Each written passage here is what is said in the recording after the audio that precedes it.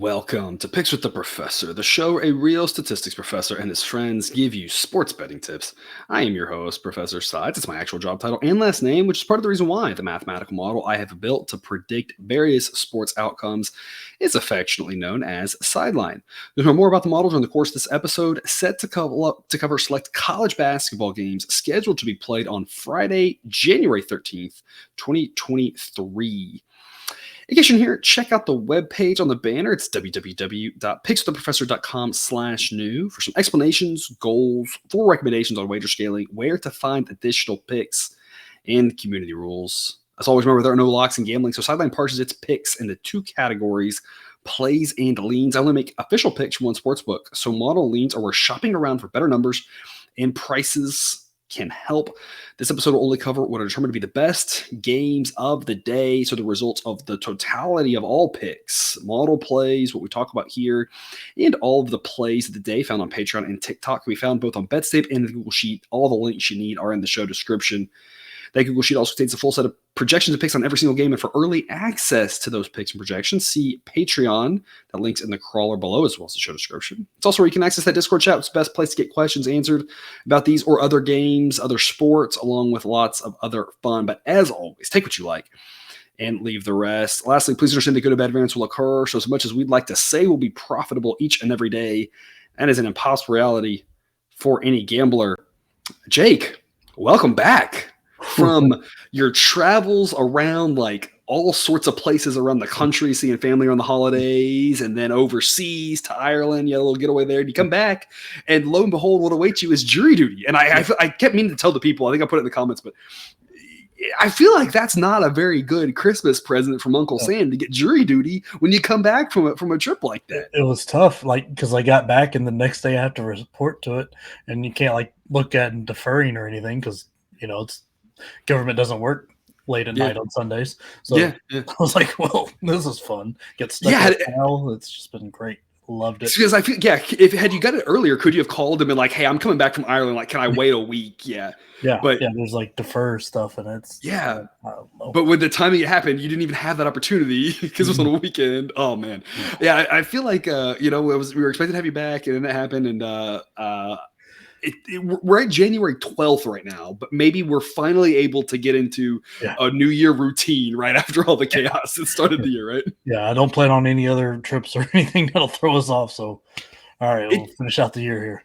It is crazy to think about January 12th. We'll be doing March Madness shows. I feel like March 12th, if not 12th, it's close to that. I mean, it's 2 months away. I feel like I swear this happened in baseball. I know Cousin Jared. I remember Cousin Jared. I talked about it in college football. It's like, where did the time go? Where we're eyeing the end of the season already. I don't even know how that's possible. Yeah. And I mean, it's crazy to think. Well, like a year and a week ago, we were just starting this out. It was just nuts. I had thought about that our first show that we did the weekly college football shows for last football season as well. But that our first college basketball show was January 2nd, January 3rd. Last year, it was just about a year ago. We've come a long way. We're off of Zoom. We did the first one. Zoom. I think the first episode had 50 views. Those are still out there on YouTube. If you want to scroll through all of it and find it, I'm sure it's terrible. The quality of that doing a Zoom call, we didn't know what we were doing. So we've come a long way. The quality at least is a lot better, right? The audio quality, the picture quality, everything, right? Yeah, it's come a long way in a year. It really has. It's crazy. All right. Well, before we get to today's games, reminders, please hit that like button if you're on YouTube. Also, if you aren't yet, please consider subscribing or following. It's free. And if you turn notifications on, you won't miss any of the college basketball, MLB, or college football content that this show provides, or NFL content. I did an NFL video. Ooh. So people were asking. So I've delivered. So make sure notifications on. You'll catch that when it drops. I've already mentioned the Patreon, but check it out check it out if you haven't yet. Lots of great benefits we found over there above and beyond what we do here. $3 per month gets you full access to the plays day every morning. For another $2 a month, you get access to that Discord chat group. And for $5 more a month, you get ad-free shows delivered to you earlier than the general public and immediate access to every pick. Go to www.patreon.com/picks with the professor for more details. But even if you're not there, we're still thrilled to have you here. Let's get to it. All in courtesy of BetOnline. Sign up link in the show description. Current as the time of this recording on Thursday afternoon. No Friday day games. We do have an early afternoon or an early evening, a late afternoon game at least. Something that's a little better than nothing. A little better than nothing. Better than the wait until sundown basically to watch games. 4 p.m. Central, and it should be a doozy. Yale at Cornell. Two of the top teams in the Ivy, we talked about the Ivy last week. There's a handful of top teams that are going to be really interesting to play each other. A couple teams that aren't as good. But this should be a good matchup here. I've got Yale as the better team, but on the road. So Sideline says this should be Cornell minus 1.1. So on average, they're by about a point. They are a 1.5-point favorite. So it's a pretty well-priced line. The model does lean Cornell. If I had to pick, that's the side I'd be on. But I mean, it's not overly likely they win by one as much as it is just Yale's a good team, and I don't really know what to expect. So, I'd lean to the home team, but it's not my favorite play in this one. It should be a great contest. My favorite play, though, is the under 145.5. Sideline says 142.3. Model's been pretty spot on with both these teams as of late with regards to totals. Cornell has a pretty good offense, but Yale's defense should be a deciding factor in this one. And you've got the fact that this being kind of a heavyweight matchup in the Ivy, you got a lot of ways that this game either slows down early or late with regards to just kind of feeling each other out, wanting to get good looks, good possessions and that sort of thing. These types of contests tend to stay lower scoring unless it's two teams that really want to push the pace. Cornell does want to push the pace, but you have to assume Yale isn't going to get into that game with them. Yale's defense good enough to slow them down a little bit, maybe not slow them down completely, but at least enough to keep us more around 140 than 145.5. Jake, what's your take on this game? Yeah, I totally agree with everything you said. I really like the under here. If I will lean Cornell, but I don't really want to make a play on the side. I mean, Cornell struggles a little bit defensively, so and their opponents are having a 53.3 effective field goal percentage, so they really need that pace to get their offense going. But they do an incredible job at turnovers. They force a bunch and they hold on to the ball very well. But I don't think that's really going to come into play too much with how Yale plays defense. Yale's not trying to force turnovers. They want you to eat clock and they want to take their sweet time on offense. They're pretty efficient. I mean, Yale is just a very, very good defensive team. They're allowing less than 60 points a game, and they do just a tremendous job at making you take one bad shot and then ending your possession. And I think that's what's going to happen with Cornell a lot. They're going to take a very guarded shot, and they're going to miss most of them. Yale gets the rebound. It's going to keep it very slow. They're going to take their sweet time because the clash of styles here is just kind of wild. Makes it a very interesting game because the lack of three-point shooting on Yale's team and the way they guard the three-point arc, I don't really see this game having a lot of points. Yeah, Yale plays just a lower scoring style of basketball for the most part. There's the exception, of course. Last Friday, a week ago, they played Dartmouth in that home game in an 81-77 game that just got bonkers. And some of that's just like we always talk about, right? When there's 30-ish games in a season, you're going to have a handful of games where you just hit everything and a handful of games where you just don't hit anything. And that's kind of just what Yale ran into Dartmouth, where they just got hot and it turned crazy and Dartmouth won the game on the road, which is incredible. But that when you look through things, it's the clear exception. I mean, Yale allowed 44 points to Monmouth at Monmouth. The Kentucky game, obviously Kentucky's had some struggles, but I mean, that was a game that didn't even get to 130 points. When you look at last week with Harvard, the Harvard game under 60. Yeah, 58-54. I mean, so they want to play that lower, slower game.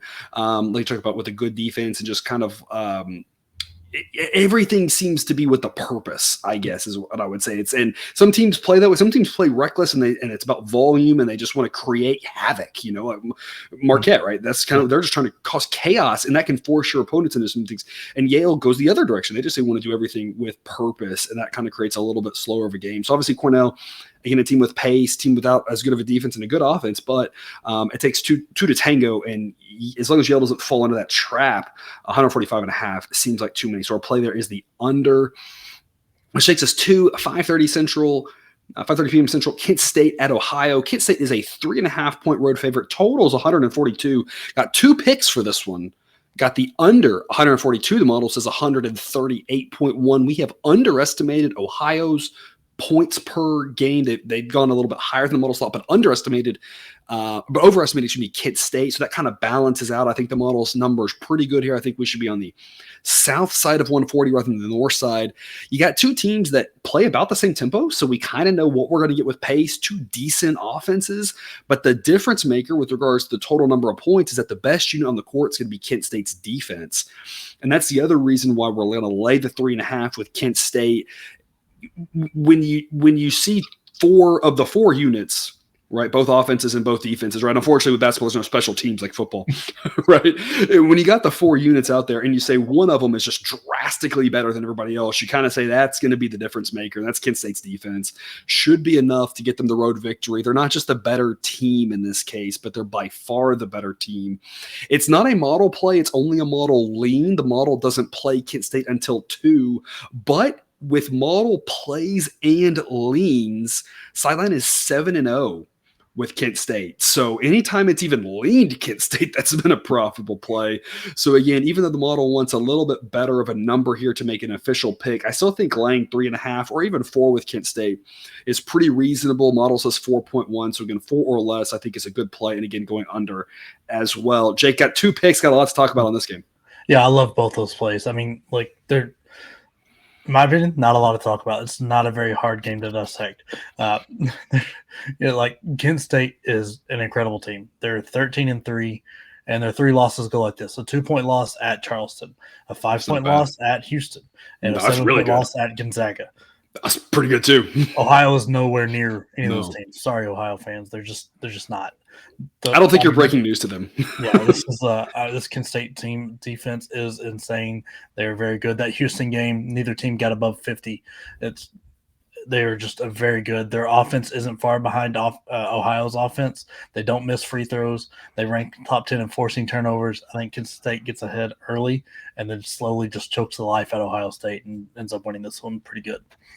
Yeah, and Ohio got the job done for us earlier this week as 1.5-point home favorites against Ball State. But Ball State, not a bad team by any stretch of the imagination, but again, just not at the same caliber of this Kent State team. It's just a step up in class. Like you talk about, I hadn't realized. I knew Kent State was 13-3. I hadn't quite put the pieces together that those were the 3 losses, and it's not just that you have 3 like.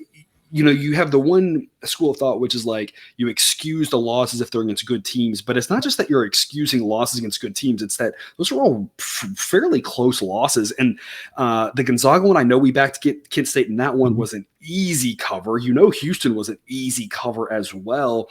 With Charleston only losing by 2, it's probably a pretty easy cover too. So it's one of those where or at least it was a pick 'em, whatever. Yeah, but I can't remember what the line was on that, but I mean, it was a very, very good game. It's one of those where they won 13, and the 3 that they've lost, they've at least for 2 of them they've covered easily, right? So it's one of those where again they can win and not cover, and that's why the model wants 2, because I think the model is just really excited at a number like that, knowing its chances are that good. But I still think laying it here with Kent State makes sense. There's a lot of ways they can cover a short number like this, being the much better team here. Like talk about some of those low scoring games, their defense being the difference maker gets them the cover and goes under. 6 p.m. Central, Nebraska at Purdue. Maybe not the most competitive game in the world. That's not. Yeah. The Friday slate, a little bit weaker here with regards to the number of games. We think there's an interesting angle in this one. I'm not touching the side. Purdue favored by 15. The model says 15.4, and is basically the model's just saying a coin toss. I think this is interesting because I always talk about the number the model needs gets bigger and bigger as the number gets bigger. The model wouldn't take Purdue until it gets down to 12. That's 3 whole points away from where it is now. It wouldn't take Nebraska until it gets up to 19. That's 4 whole points from where it is now. It's a 7-point window, and we are pretty close to the middle of it right now. So it's not that one side will. I guess they could push, right? Other than a push, one side will win. There might be a good angle on it, but when you get to these big numbers, you just want to have a little bit more confidence in something because there's just so many weird things that can happen. We've seen it at the end of the games, teams jacking up threes, teams dunking the ball at the last second. You never really know. It's just not worth an investment. But the totals we're going to talk about here, we're going to go under 132. You've got 2 fairly slow-paced teams here. Obviously, Purdue's offense is incredible because Zach Edey being player of the year. I think we can probably stop the ballot collection now. I don't think we really need to see any more data. I think he's the player of the year. Guy's a beast, obviously. He's 8 foot tall, it seems like down there. I don't even know how tall he is exactly, but it feels that way. And you double team him, you triple team him, and then that leaves guys wide open. You don't, and he just does that little turnaround. His arms are so long, it's almost like he's laying up with a hook shot, right? Yeah. It's incredible offensively, but that aside, he's only going to score so much. Purdue's only going to score so much. There's just not going to be any tempo to this game. So like under 132, the model says 130. The model has overestimated the number of points in both of these teams' games over the last month. So if that continues to hold true, if conference play slows these teams down a little bit more than the models anticipated, maybe that means 129, 128 points. Got a little bit of wiggle room here for this under. I think 132 is just way too high. In a game where we also might see a really sleepy second half, Purdue has zero incentive to try to run up the score. Zero incentive to try to have extra possessions. I mean, they are just going to grind this game down at the end, I would think. And given their offense was Edey, they don't really want to go fast anyway. Yeah. They like to grind out the possession. So under 132 is the play here. Jake, what do you got? Look, not touching aside, had zero luck backing Purdue. I'm 2-6 this year with them. I don't want them. And then, like when you start looking into it, they've had since the Phil Knight tournament where out there in Oregon, they played incredible. Since they've got back from that, they've got 4 wins on the schedule that have covered this number. And those 4 teams are Minnesota, Hofstra, New Orleans, and Florida A&M. You know, that just very good team. But they just Minnesota probably the only team worse than Nebraska in the Big Ten. Yeah, and they proved that I think their last game. But I mean, they're struggling putting these decent teams away, winning by big numbers when they're favored by big numbers. Yep. And it's not like Nebraska's some world-beating team. They took them to overtime. I know that was at home. They've got a good defense, but it's kind of fallen off a little bit here lately. But I don't think it's fallen off enough that Purdue's going to take huge advantage of it. Both teams like to play slow. Purdue really is struggling to find a third scorer. They've obviously got Edey, and then you got Fletcher Lawyer who's shooting very well. But after that, man, if they really want to start putting numbers up on teams and scoring and putting teams away, they really got to get that third scorer going. Whether that's Braden Smith, the point guard, or Newman, or whoever else, but they just got to find somebody there. It's just. I'm starting. The only fear here is one of the reasons I'm not taking Nebraska either is I'm starting to think the wind is coming out of the sails on Nebraska. They had that stretch there where they had a couple games they looked where it was like, hey, maybe everything's coming together for them, and then it seems like it's kind of fizzled since then. It hasn't quite, come together like we thought. Started with a 3-point loss to Purdue, and then a 5-point to Kansas State, where they're hanging right with these teams. They beat some bad teams, and then they just start getting drilled here lately. Beat Minnesota, but that's nothing special. So that's the only fear here. But I like the under because neither team's going to want to move the ball that fast, and neither team is world burning on offense.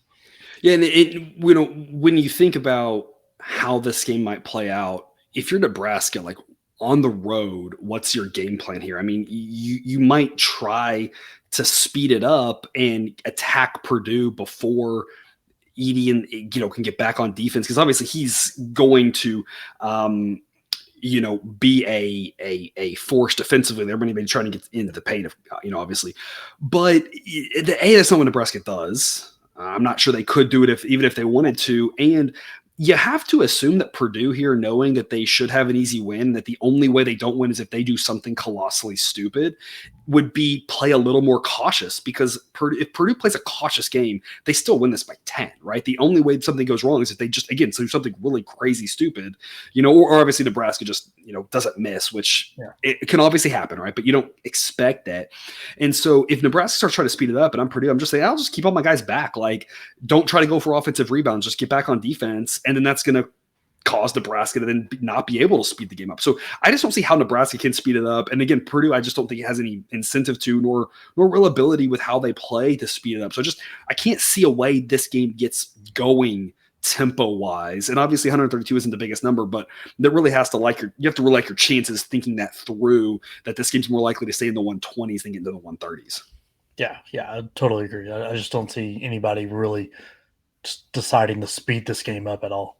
Yeah.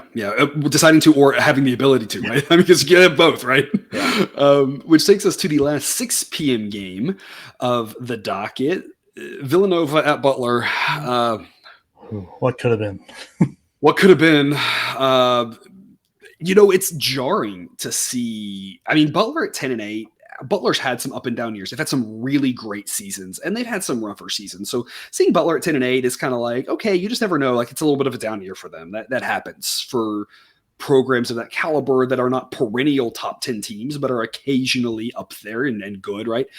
Seeing 8-9 next to Villanova is just jarring. I feel like it's been, and I could be wrong, don't correct me or whatever, because it's not really that pivotal, but it feels like a decade since I've really seen Villanova struggle like this. Maybe they had one down year in there, but they've been really good for quite some time now, it seems. So 8-9 is just jarring. And look, I don't think either one of these teams is that good. I don't think I'm breaking any news there. I think Villanova is still getting a little bit too much respect.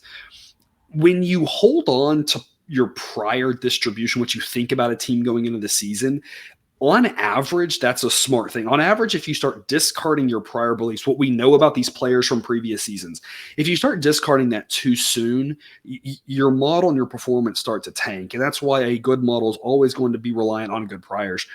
I think we're still holding on a little bit too much to Villanova, though. I think there are times where we have to kind of start discarding those. And I think we should always err on the side of don't give up what we thought about a team coming into the season. But there's rare exceptions where that's not the case. I think Villanova, we just kind of got to give up on what we expected. Now, maybe that'll change later on in the season. But for now, with the way the guys on the court today, it's not a terrible team. It's just not a good team. It's just an okay team that's going to struggle a lot in the Big East just because the Big East is so dang good. They're going to win some games at home. They're going to beat some of the weaker teams in the Big East, right? They shouldn't have any problem with Georgetown, home or road. Nobody should, right? Or you were DePaul, Villanova just lost to them. A team they should, yeah, and that's the thing. They're going to win some games, but they're going to lose some games. And again, that's kind of crazy to say, but I don't think much of Butler either. But I mean, at a pick'em, give me the home team here, because if Villanova is better than Butler, it's by the thinnest of margins. Sideline says Butler minus 1.8. So on average, they win this. The model thinks 54% of the time. If they win 54% of the time and it's a pick'em, give me Butler in this one. Otherwise, a game that's going to struggle to find a television set in my life, because it's just sad given what these teams have been in the past. Jake, what do you have?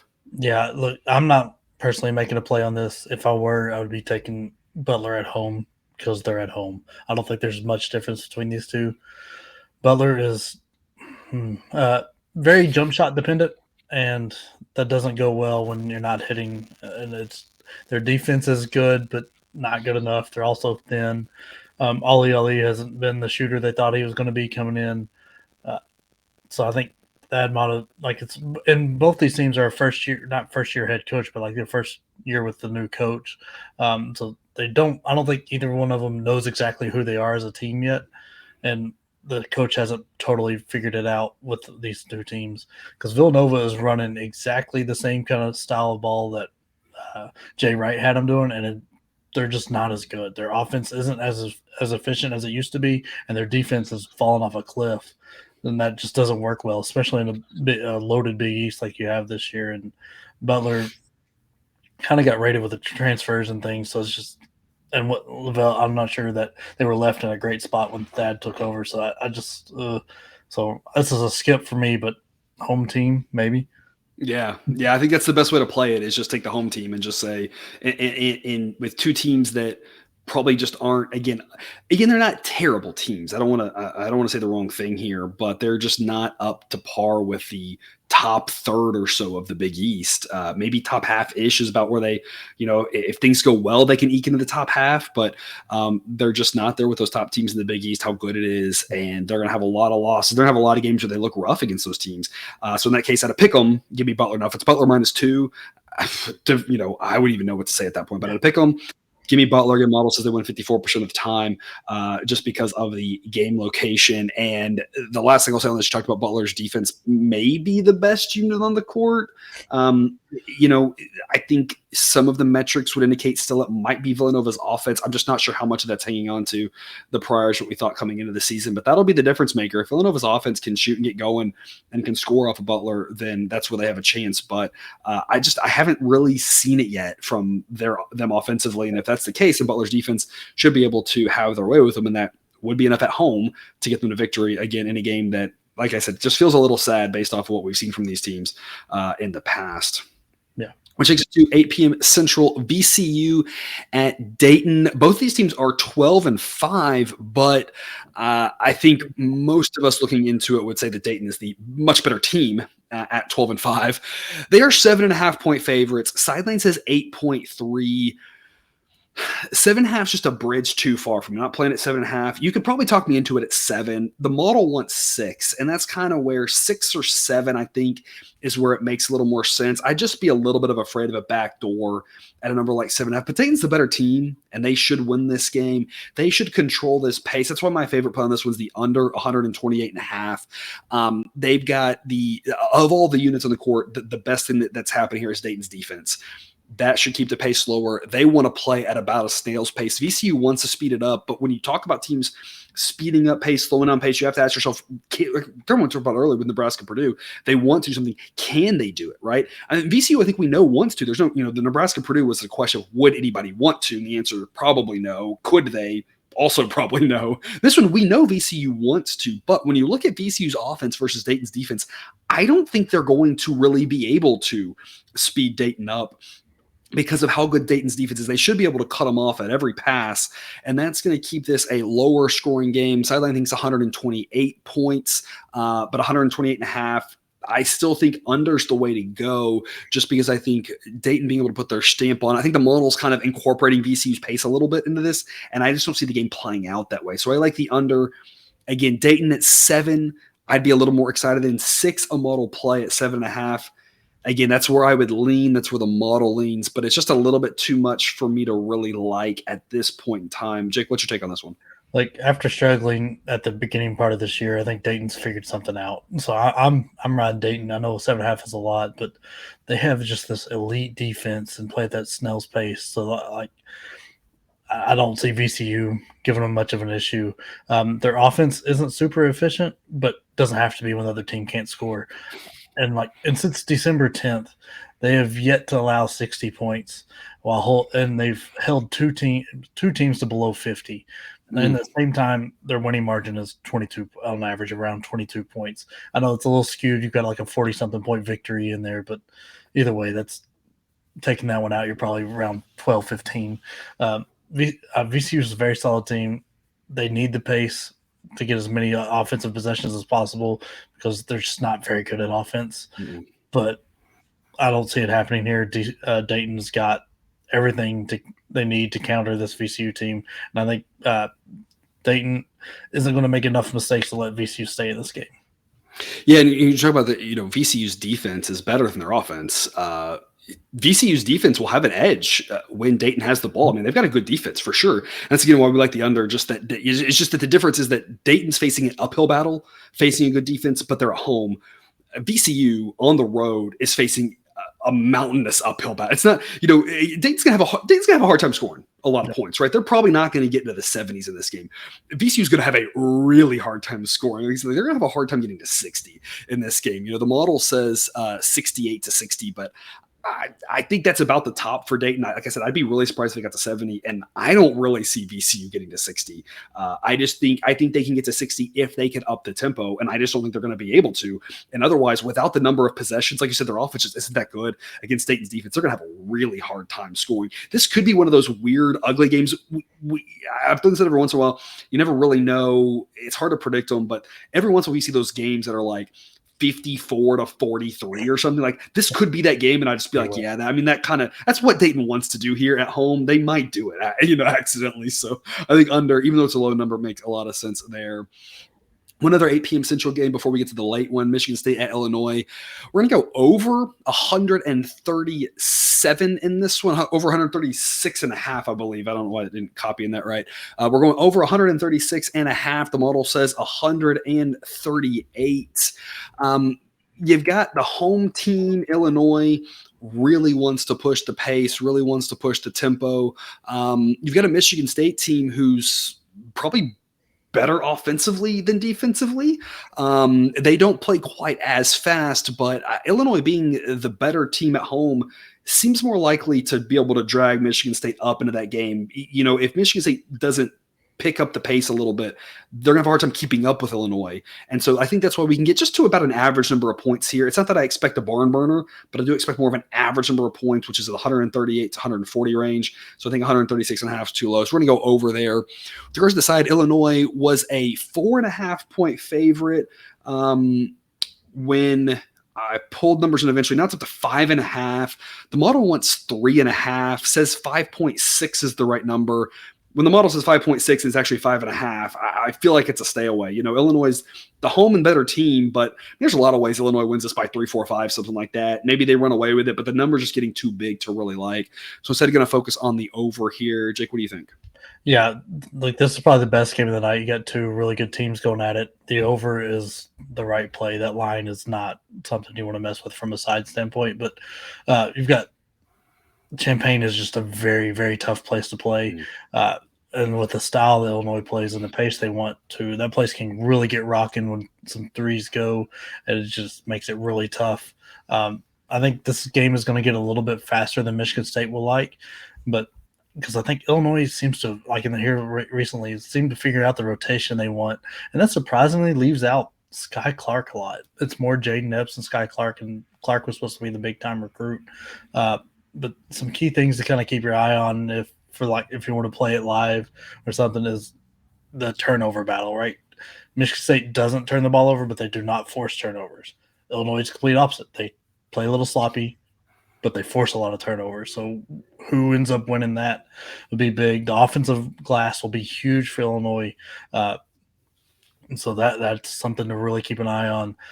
And they really rely on getting a lot of extra shots where those forced turnovers and offensive glass happens. So Michigan State's really got to do a good job to stay in this game, keep it close. And I think they will, because that's something Izzo's always done well. They've always rebounded very well.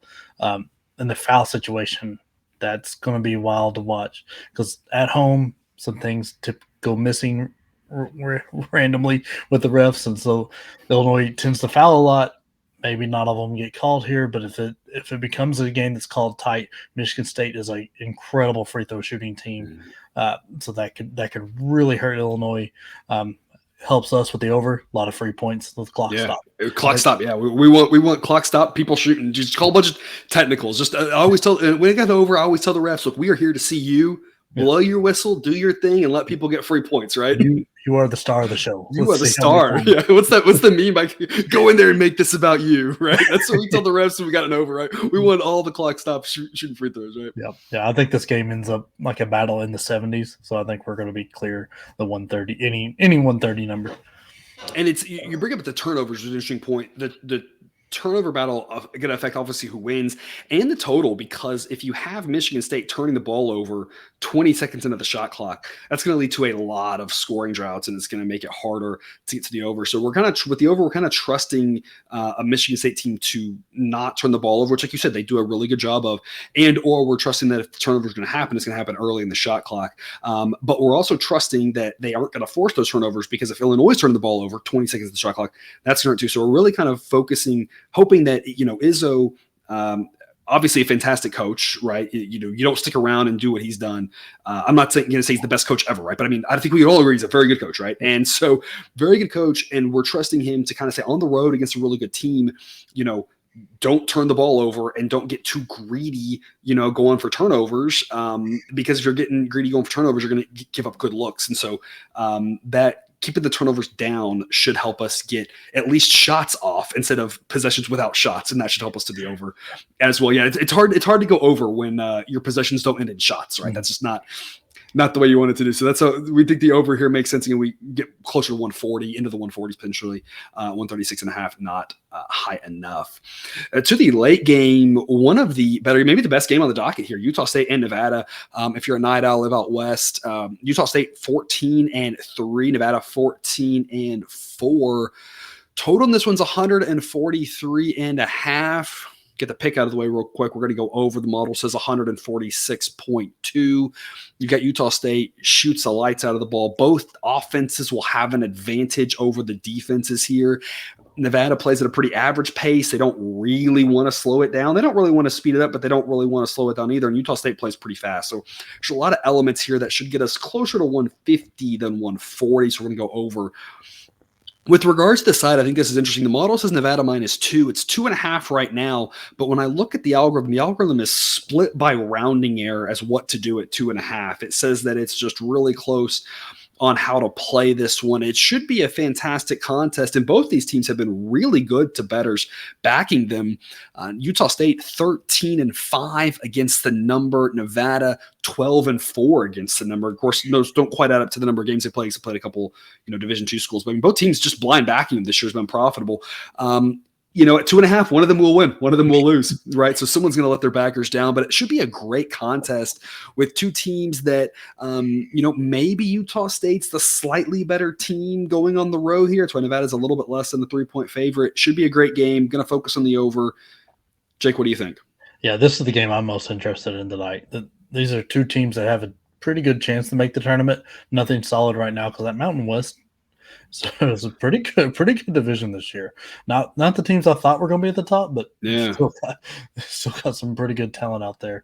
You got Boise State after last night, who really seeming, you got San Diego State, of course, at the top, and you got Boise State, who might be up there now the way they're looking. And now you've got, those two kind of up there, and then you've got these other teams kind of fighting behind them. Is how many bids can this conference get? And it kind of, I think it's going to depend on who beats up on who, right? So they all cannibalize each other, or can a third and fourth team really separate themselves from the rest of the pack, Yeah, I mean, that's true. I mean, and these teams have near opposite philosophies on what they want to do, but end up with the same efficiency metrics, which is fun. Utah State, very three dependent. They share the ball at an elite level. They shoot the lights out of it. They're the best 3-point shooting team in the nation. But somehow Nevada actually shoots a higher percentage of threes of their total shots, which is wild because they don't make near as many. They don't make as many. So that's, so I think that goes really well for the over. A lot of 3-point shots, long rebounds, easy buckets if they're not going in. But I'm going to be riding with Nevada. I think at home they've got two really good guards. Blackshear and Lucas are just very, very good. They've got, with a short number, they've got 5 guys hitting over 80% of their free throws. 2 of those are Blackshear and Lucas, who's going to have the ball most of the time towards the end of the game, because I think this game will be very, very tight the entire time. It's going to be nearly mistake-free, which is going to be wild because these are two of your best teams at not turning over, and neither one of them force a lot of turnovers, so it's just going to be a lot of let's see what you do on offense. But both have pretty good defenses, but you're right. The offenses are going to have an edge with whoever has the ball. I'm just banking on the home team here. Yeah, and the model says that Nevada wins this about 55% of the time. So if this number comes down, Nevada becomes a really enticing option for sure. At 2.5, I feel like it's a little bit tougher. At least 2. We talk about, right, 1 is not an inning that happens a lot. So 2 you might push. On a Saturday, on a Wednesday, Thursday, maybe you got that capital tied up elsewhere. That push, having that push matters, right? Because you'd rather invest somewhere else. You want to ensure wins more than pushes. But on a Friday, pushing doesn't really matter because there's not a lot of games out there. So it's not like your capital spread around. So at least if it gets down to 2, I feel like Nevada's a decent choice personally. 2.5 being a little high, but yeah, the over, I think it just makes too much sense. And I think you brought up a great point there with the 3-point shots, right? With when you have one team that shoots the 3 a lot, like in Iowa, say for instance, and you're playing the over, you're kind of dependent if the other team isn't shooting 3s on Iowa hitting their 3s, and they do a lot, right? In Utah State, like I said, they do a lot. When you have both teams that want to shoot a lot of 3s, it's not that both teams can't just go cold, but like at least with both teams doing it, you're more likely that one of them's at least making some 3s, getting hot. They're switching off who's hot, that sort of thing, and that's going to drive that point total up. So you kind of like your odds a little better when it's not just like, oh, if one team goes cold from 3, we're hosed. It's like, well, if one team goes cold from 3, the other team might get hot from 3. We got a way to get some extra points there. Yeah, the over is a very smart play here. Yep. So 143.5 is the number that we're locking in here as the over. Those are all the games we've got. No overtime game for you today. Those were the biggest games and nothing else that really jumps out that we want to recommend. Again, a little bit of a lighter slate. So otherwise, Jake, any parting words on your triumphant return? No, just happy to be back and able to watch basketball and not like 2 a.m. anymore. So, but say, I know you were in the Discord a couple of times during with some of the bowl games. We were chatting with you. Were like, people were like, "What time is it over there? Like, what's Jake doing? Like, it's like 3 a.m. right now. Like, what's happening?" I don't know. Couldn't sleep. Time zones are weird. It's like Jason says in The Good Place, right? It's like he's in a different clock land, so it can really throw you off a little bit. All right. Well, thanks for tuning into this episode of Picks with the Professor. Don't forget to subscribe so you can enjoy all the sports betting content we've brought on this channel. It's dropped right into your feed. We'll be back again tomorrow with more college basketball betting content. And until then, as always, best of luck. And remember, you can eat your betting money, but please don't bet your eating money.